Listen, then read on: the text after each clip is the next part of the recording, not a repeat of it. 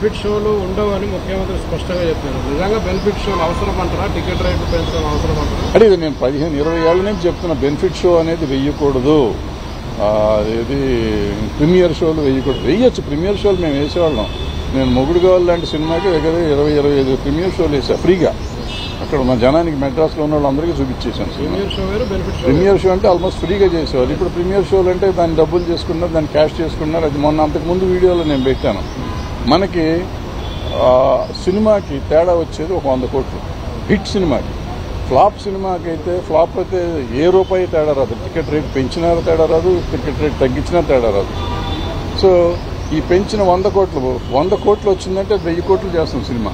1000 కోట్లు చేసిన సినిమాకి 100 కోట్లు తగ్గితే కొంపే మనకు. ఎందుకంటే ఇలా 500 కోట్లు మించి సినిమా తీయలేం మనం, ఎంత ఖర్చు పెట్టినా కానీ.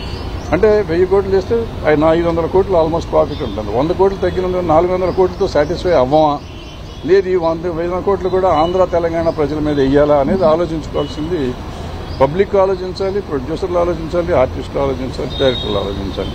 దీనికోసం మనం ముఖ్యమంత్రుల దగ్గరికి వెళ్లి దేహి అని అడుక్కోవటం అనేది తప్పు అనేది నేను గతంలోనే చెప్పాను, ఇప్పుడు చెప్తున్నాను, ఎప్పుడు చెప్తాను. మరి ఇప్పుడు మొన్న జరిగిన చర్చల్లో కేవలం పెద్ద సినిమాల చర్చలు మాత్రమే జరిగినాయి, చిన్న సినిమాలకు సంబంధించిన చర్చ జరగలేదంటే చిన్న సినిమాల నిర్మాతలు అంటున్నమాట.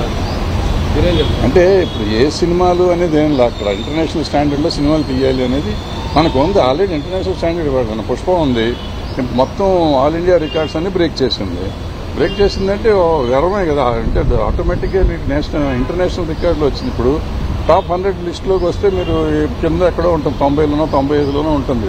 వరల్డ్ సినిమాల్లో చూస్తే 1500 కోట్ల నుంచి చిన్న అమౌంట్ కాదు కదా. 1500, 1600 వచ్చింది.